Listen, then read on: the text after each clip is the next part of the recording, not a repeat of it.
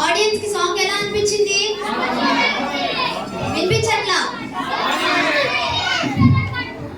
మరి ఇప్పుడు దాకా పాటలు పాడుకున్నాము, డాన్స్ లేసాం కాబట్టి మళ్ళీ వాక్యంలోకి వెళ్దాం. ఓకేనా? ఇప్పుడు మన వాక్యం చెప్పడానికి మన నతనేల్ పాస్టర్ గారిని స్టేజ్ మీదకి ఆహ్వానిద్దాం. అందరూ క్లాస్ సండే స్కూల్ పిల్లలందరూ కూర్చోవాలి. వాక్యం టైంలో అసలు సౌండ్ వినిపించకూడదు ఇక్కడ నుంచి. అర్థమైందా?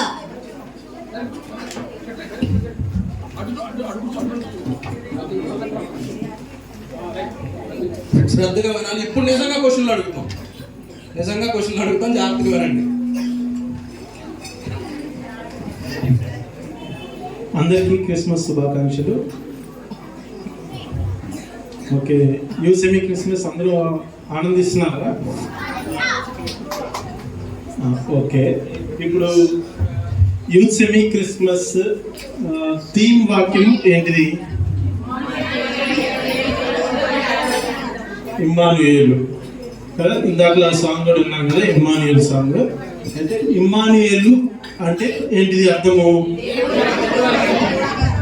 ఓకే, మత్తయి సువార్త 1వ అధ్యాయంలో మనం చూస్తూ ఉంటాం కదా. ఇప్పుడు అక్కడ ఏముంటది? ఇదిగో కన్యక గర్భవతి కుమారుని కన్ను, అతనికి ఇమ్మానుయేలును పేరు పెట్టేది. ఈ వాక్యం మత్తయి సువార్తలో రాయబడక ముందు ఎక్కడుంది? బైబిల్లో యెషయా గ్రంథంలో ఉంది కదా. యెషయా గ్రంథం 7వ అధ్యాయము 14వ వచనంలో చూస్తాము. సరే, ఆ వచనం అక్కడ మాట యెషయా ప్రవక్త మాట్లాడుతున్నాడు. దేవుడు యెషయా ప్రవక్త ద్వారా తెలియజేస్తున్నాడు. ఎవరికి తెలియజేస్తా ఉన్నాడు? యెషయా గ్రంథంలో ఆ మాట ఇమ్మానుయేలు అని యెషయా ప్రవక్త ఎవరితో మాట్లాడుతున్నాడు? ఆహాజు రాజుతో మాట్లాడుతూ ఉన్నాడు. ఆహాజు రాజుతో అక్కడ ఏమంటున్నాడు? ఇదిగో కన్యక గర్భవతి కుమారుడు. అంటే ఆహాజు రాజు యొక్క కుమారుని గురించి ఈ ప్రవచనం ఆ సందర్భాన్ని బట్టి చూసాడు. మామూలుగా అయితే మత్తయి సువార్తలో మనకి తెలిసి యేసు గురించిన ప్రవచనం అని చెప్పి, ఇక్కడ యెషయా గ్రంథంలో ఉన్న సందర్భాన్ని బట్టి చూస్తే యెషయా ప్రవక్త ఆహాజు రాజుతో మాట్లాడుతున్నాడు. ఏమంటూ ఉన్నాడు? ఒక కుమారుడి గురించి మాట్లాడుతూ ఉన్నాడు. సందర్భాన్ని బట్టి అప్పుడు ఆహాజు కుమారుడు గురించి ఈ ప్రవచనం యెషయా గ్రంథంలో. ఇందుకే ఆహాజు కుమారుడు ఎవరు? రాజు ఆహాజు కుమారుడు హిజ్కియా. సరే, హిజ్కియా గురించి ఇప్పుడు ఇది యెషయా ప్రవక్త జీవించి ఉన్న టైంలో, బ్రతికి ఉన్న టైంలో ఇప్పుడు యేసు ప్రభు గురించి నెరవేరిందేమో 700 యెషయా నుంచి 700 సంవత్సరాలు తర్వాత యేసు ప్రభు గురించి నెరవేరింది. యెషయా ప్రవక్త ఉన్న సమయంలో ఇది ఆహాజు రాజు కుమారుడైన హిజ్కియా గురించి కదా. సరే, హిజ్కియా విషయంలో దేవుడు ఇమ్మానుయేలుగా ఎలా తోడై ఉన్నాడు? దేవుడు హిజ్కియా జీవితంలో చేసిన కార్యాలంటే ఇమ్మానుయేలుగా తోడై ఉండి మనకి ఎలా తెలుస్తుంది హిజ్కియాతో దేవుడు తోడై ఉన్నాడని? రోగం వచ్చిన, మరణకరమైన రోగం వచ్చినప్పుడు దేవుడు హిజ్కియాను స్వస్థపరిచి, నేను నీకు తోడై ఉన్నాను, ఇమ్మానుయేలుగా నేను నీకు తోడై ఉన్నాను కదా, అద్భుత కార్యం చేసేది. ఇంకో విషయం, హిజ్కియా విషయము 15 సంవత్సరాలు ఆయుష్ పెంచడం ఒక విషయము. ఇంకో విషయంలో దేవుడు కార్యం చేశాడు. ఎక్కడ అది? హిజ్కియా అది అష్షూరు రాజు సన్హెరీబు వచ్చి యెరూషలేమును ముట్టడి వేసేసాడు. ముట్టడి వేసినప్పుడు అక్కడ దేవుడు తన మరి హిజ్కియాకి ఎలాగైతే దేవుడు వాగ్దానం చేశాడు యెషయా ప్రవక్త ద్వారా, అదే ప్రవక్త ద్వారా మళ్ళా దేవుడు పంపించి మరి తన దూతను పంపించి 1,85,000 మందిని హతమార్చేసి చేసి ఒక్క రాత్రిలో యెరూషలేము పట్టణాన్ని కాపాడు కదా. దేవుడు ఈ విధంగా హిజ్కియాకి నేను ఇమ్మానుయేలుగా మీతో ఉంటానని చెప్పేసి ఆ ప్రవచనం హిజ్కియా జీవితంలో నెరవేరింది. అయితే మళ్ళీ ఒక్కసారి మత్తయి సువార్తలో మనం గమనిస్తే మొదటి అధ్యాయంలో ఇమ్మానుయేలు ఉంది కదా, మొదటి అధ్యాయంలో ఉంది. మళ్ళనేమో మత్తయి సువార్త చివరి వచనం ఒక్కసారి చదువు. ఎవరైనా మత్తయి సువార్త చివరి వచనం మార్గములను వారికి బోధించుడి.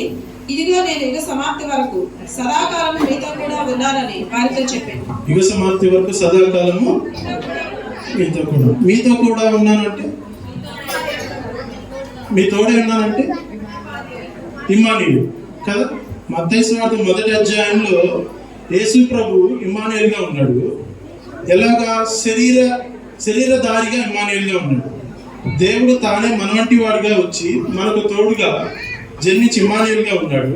చివరి అధ్యాయంలో చూస్తే అక్కడ కూడా ఎలా ఉన్నాడు? ఏమని చెబుతున్నాడు యేసు ప్రభువు? యుగ సమాప్తి వరకు మీతో కూడా, యుగ సమాప్తి వరకు నేను ఇమ్మానుయేలుగా మీకు ఉంటాను కదా. హిజ్కియాకి తోడే ఉన్నాడు. ఇక్కడ మత్తయి సువార్తలో చూస్తా ఉన్నాము. అయితే మనకి ఇప్పుడు హిజ్కియాకి అయితే దేవుడు అద్భుతాలు చేశాడు, వాగ్దానం చేశాడు, అద్భుతాలు చేశాడు. మనకి అనేక సమస్యలు ఉంటాయి, మనకి ఇబ్బందులు ఉంటాయి, వ్యాధులు ఉంటాయి, బలహీనతలు ఉంటాయి, దుఃఖం ఉంటుంది, అవమానం ఉంటుంది, శ్రమ ఉంటుంది, నిందలు ఉంటాయి. ఇవన్నీ ఉంటా ఉంటే మరి వాటన్నిటిలో మనకి దేవుడు ఎలా సహాయం చేస్తాడు? హిజ్కియాకి వాగ్దానం చేశాడు. ఆ వాగ్దానాన్ని అద్భుత కార్యాలు, 15 సంవత్సరాల ఆయుష్ పొడిగించాడు, శత్రువులు 1,80,000 అశ్షూరు రాజ్యం నుండి విడిపించాడు, గొప్ప కార్యాలు చేశాడు. కానీ మన యొక్క పరిస్థితుల్లో మనకి మరి దేవుడి నుంచి అవి పొందుకున్నామా? మన దుఃఖం అలాగే ఉంటుంది, మన ఆకలి దప్పిక అవన్నీ అలాగే ఉంటాయి. వాటి గుండా మనకు శ్రమల గుండా మనం ప్రయాణం చేస్తూనే ఉంటాం. మన యొక్క ఇబ్బందులు మనకు ఉంటానే ఉంటాయి. వాటిలో మనం ఏం అద్భుతాలు అని చూడాల్సిన పని. ప్రతిసారి మనకు ఒక హిజ్కియాకి దేవుడు చేసినట్లు, మరి 5,000 మందికి దేవుడు 5 రొట్టెలు చెప్పి పంచిపెట్టినట్టు మన యొక్క జీవితంలో మరి అద్భుతాలు మనం ప్రతిసారి చూడాల్సిన పని లేదు. శ్రమలో మనం తప్పించుకోవడానికి లేదు, వాటిలోనే ఉంటున్నాము, వాటిలోనే మరి ప్రయాణం చేయాల్సి ఉంటుంది. అయితే మరి ఇక్కడ ఇమ్మానుయేలు అన్న వాగ్దానం మరి యేసు ప్రభు ద్వారా మనకు ఎలా నెరవేరుతూ ఉంటుంది చూస్తూ ఉంటే, యేసు ప్రభు బాప్తిసం పొందిన తర్వాత 40 దినాలు ఉపవాసం, 40 దినాలు రాత్రులు ఉపవాసం ఉంటాడు కదా. పరిశుద్ధాత్మ చేత నడిపించబడి అరణ్యంలోకి వెళ్ళి ఉపవాసం ఉన్న తర్వాత అపవాది వచ్చి యేసు ప్రభుకి ఆకలిగా ఉంటాడు. అపవాది వచ్చి శోధిస్తూ ఉంటాడు. ఏమనంటది? నీవు దేవుని కుమారుడు అయితే 4 రొట్టెలు అన్నట్లు ఆజ్ఞాపన. యేసు ప్రభు మరి 5 రొట్టెలు 2 చెంచాలు అందరికీ పంచిపెట్టాడు, అద్భుత కార్యం చేశాడు. ఆయన ఆకలిగా ఉన్నప్పుడు మరి రాళ్ళ దగ్గరికి వెళ్ళి 4 రొట్టెలు అవ్వు అని ఆజ్ఞాపిస్తే అవుతుందా? యేసు ప్రభు ఆయన దేవుని కుమారుడు కాబట్టి ఆజ్ఞాపిస్తే అవుతుంది. మరి మన యొక్క ఆకలిలో, మన యొక్క శ్రమల్లో మనం ఆజ్ఞాపిస్తే అవుతాయా? వాళ్ళ దగ్గరికి వెళ్ళి మనం ఉపవాసం ఉన్నాం, మనకే ఆకలి వేస్తూ ఉంటుంది, తర్వాత అవుతుందా? అవును కదా. యేసు ప్రభు శక్తి కలిగి కూడా చేయలేదు. ఆయన ఇతరులు జనసమూహం చాలా మంది ఆయన వెంబడించారు. వాళ్ళకి ఆకలిస్తే మాత్రం వాళ్ళకి పంచిపెట్టాడు, అద్భుత కార్యం చేశాడు.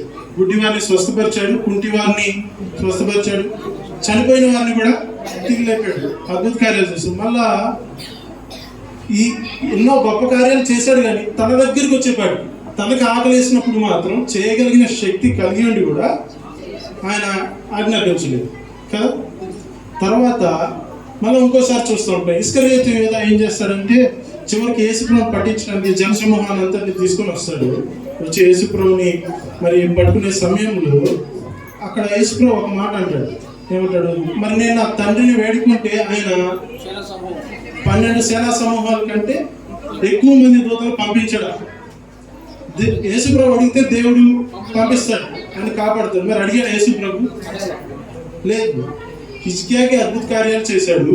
జనాలకి మరి ఆకలితో ఉన్నప్పుడు వారి మీద కనికరం కలిగి అద్భుత కార్యం చేశాడు. కానీ తనకు ఆకలిస్తూ ఉంటే తను వెళ్తున్న మార్గము సిలువ మార్గం. ఆయన తెలిసి యెరూషలేము పట్టణానికి వెళ్తే సిలువ వేయబడతాను. యెరూషలేము పట్టణానికి పేరేంటిది? రొట్టె. అక్కడ ఏమవుద్ది? యెరూషలేము అంటే ప్రవక్తని చంపు పట్టణం. దానికి ఇంకొక వేసుకున్నాడు, ప్రవక్తని చంపు దాన అని చెప్పేసి. యెరూషలేము వెళ్తే ప్రవక్తలందరూ అక్కడే చనిపోతారు, అక్కడే చనిపోవాలన్నట్టు ఒక చివరికి యేసుప్రభు ఇది తెలిసి కూడా యెరూషలేము వైపు కావలి ప్రయాణం చేశాడు. ఆయన దేవదూతల్ని తండ్రిని వేడుకుంటే దేవదూతలు పంపిస్తాడు, అయినా కానీ వేడుకు. ఇదంతా చూస్తూ ఉంటే మన యొక్క పరిస్థితులు కూడా అంతే. మనకి అద్భుత కార్యాలు మనం అడిగితే జరగాల్సిన పని లేదు. మనం ఆ శ్రమల్ని తప్పించుకోవడానికి కొన్నిసార్లు ఉండదు. ఆ శ్రమల్ని మనం అనుభవించాల్సి ఉంటుంది. వీటన్నిటిలో యేసుప్రభు ఇప్పుడు మనకి హెబ్రీయులకు రాసిన పత్రిక 2వ అధ్యాయము 17వ వచనం ఒకసారి చూద్దాం. కావున ప్రజల పాపములకు పరిహారము కలుగజేయుటకై దేవుని సంబంధమైన కార్యములలో కనికరమును నమ్మకమును గల ప్రధాన యాజకుడకు నిమిత్తము అన్ని విషయములలో ఆయన తన సహోదరుడు వంటి వాడు కావలసి వచ్చేది. అన్ని విషయములలో ఆయన ఏమయ్యాడు? తన సహోదరుల వంటి వాడు. మనం ఆజ్ఞాపిస్తే రాళ్ళకి రొట్లగోవు, ఆయన కూడా ఆజ్ఞాపించలేదు.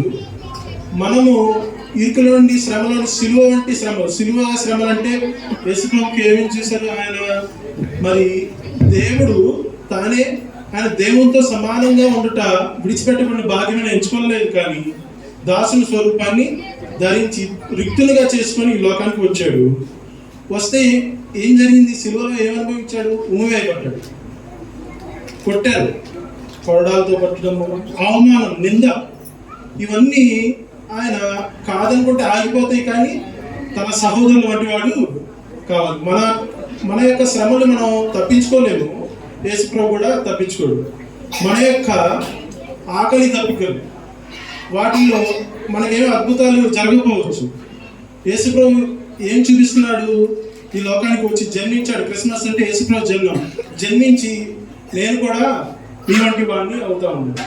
తన సహోదరుల వంటి వాడు కావాల్సి వచ్చాడు. రక్త మాంసంలో పాలువాడు ఆయన కదా. హెబ్రీ పత్రిక 2వ అధ్యాయం చూస్తూ ఉంటే యేసుప్రభు గురించి రాయబడుతూ దూతల కంటే కొంచెం తక్కువ వాడుగా చేయబడిన యేసు అని ఉంటుంది. యేసుప్రభు గురించి రాయబడుతూ దూతల కంటే తక్కువ అంటే మనిషిగా అయ్యాడు, శరీరధారిగా వచ్చి ఆయన యొక్క శ్రమల ద్వారా దేవుడు తన కుమారుని లోకానికి పంపించి, ఇదిగో మీ యొక్క శ్రమల్లో అద్భుతాలు ఉండకపోయినా, మరి ఇరుకు ఇబ్బందులు, నింద, ఉమ్మివేయటం, అవమానం, వీటన్నిటిలో మరి నా కుమారుడు కూడా మీతోడు ఉంటాడు, ఇమ్మానుయేలు అని చెప్పేసి హిజ్కియాకి ఇమ్మానుయేలు వాగ్దానం చేసి అద్భుతాలు చేశాడు. యేసుప్రభు మాత్రం ఆ అద్భుతాలు తనకు వాడుకోలేదు, జనాలకు వాడుకున్నాడు. ఆయన మాత్రం సిలువ మార్గాన్ని ఎంచుకున్నాడు.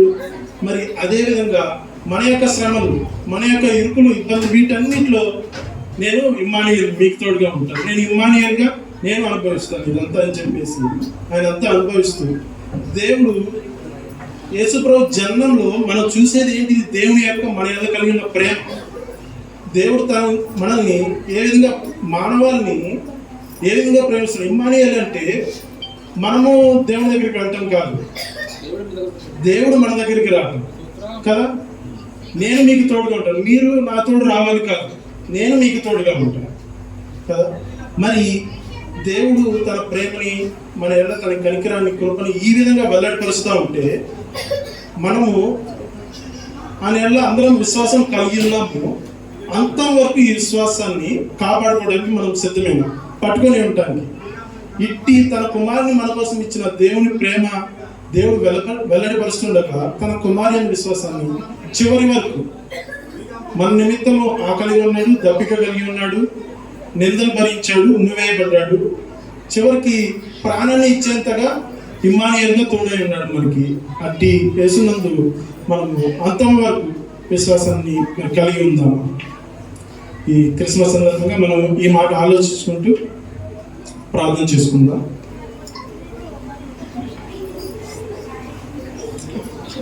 దేవా, నీవు తండ్రి ప్రభా, దేవునితో సమానంగా ఉండటం నీ ప్రభా మరి విడిచిపెట్టేసుకొని మా వంటి వాడిగా ఉండటానికి నువ్వు యూదుల రాజుగా పుట్టావు ప్రభా. ఆయన పరిచర్య చేసావు తండ్రి లోకానికి వచ్చిన. మరి నీవు దేవుడు అయింది ప్రభా, సేవకుడిగా ప్రభా మా నిమిత్తము మాకు తోడుగా ఉండటానికి ఇమ్మానుయేలుగా ప్రభా ఈ లోకానికి వచ్చి జీవించావు తండ్రి ప్రభా. మా యొక్క ప్రభా మరి అందరి జీవితాల్లో శ్రమంలో, ఇరుకుల్లోనైనా, ఇబ్బందుల్లోనైనా వారు తప్పించుకోలేకుండా ఉంటుండగా తండ్రి ప్రభా నేను కూడా వాటన్నిటిని భరిస్తానని చెప్పి ప్రభా ఈ లోకానికి వచ్చింది ఇమ్మానుయేలుగా తోడున్నదేవా ప్రభా. ప్రతి వారికి నాకు చేసుకుంటాను ప్రభా. మరి ఈ సెమీ క్రిస్మస్ వచ్చిన వారందరినీ మీరు జ్ఞాపకం చేసుకున్నాను. ప్రతి వారి యొక్క ఇరుకుల్లో, శ్రమల్లో, అవమానాల్లో తండ్రి ప్రభా మీ ఆదరణ ప్రభా, నేను ఇమ్మానుయేలుగా మీకు తోడు ఆదరణ ప్రభా ప్రతి వారికి ప్రభా ఈ సెమీ క్రిస్మస్ సమయంలో ప్రభా మీరు అనుగ్రహించండి తండ్రి, సహాయం చేయండి తండ్రి ప్రభా. ప్రతి వారిని మీరు దర్శించిన ఆయన వారి యొక్క జీవితానికి కావాల్సిన ప్రభా బలాన్ని, శక్తిని ప్రభా నీ యొక్క నడిపింపును, ఆత్మ సమృద్ధిని ప్రభా అనుగ్రహించి నడిపించమని ప్రభా ఈ దినం యొక్క ప్రభా ఈ సాయంకాల సమయంలో, ఈ రాత్రికాల సమయంలో ప్రభా జరుగుతున్న ఈ యొక్క సెమీ క్రిస్మస్ బట్టి ప్రభా ఇంతవరకు నడిపించినందుకు వందనాలు చెల్లిస్తూ ప్రతి వారికి మీరు ఇమ్మానుయేలుగా తోడుండమని యేసు నామములో స్తుతించి ప్రార్థించి వేడుకొంచున్నాం తండ్రి. ఆమేన్.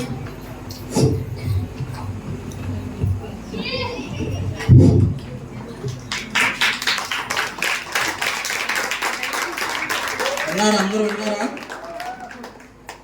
ఓకే, ఓకేనా? హనీష్ అక్క చెప్పిన మెసేజ్ థీమ్ ఏంటి? ఎవరు చెప్తారు?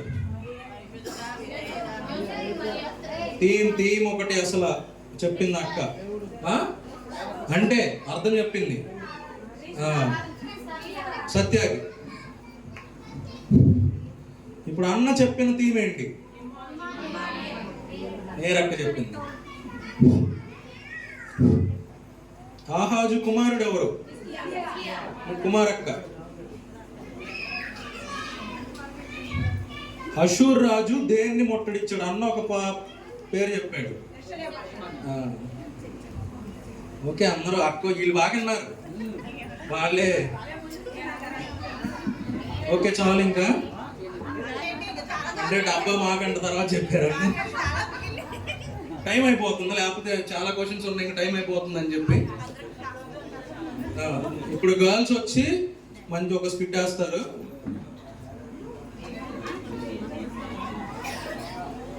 రవి బల్ల తీసి పక్కన మైక్ పడి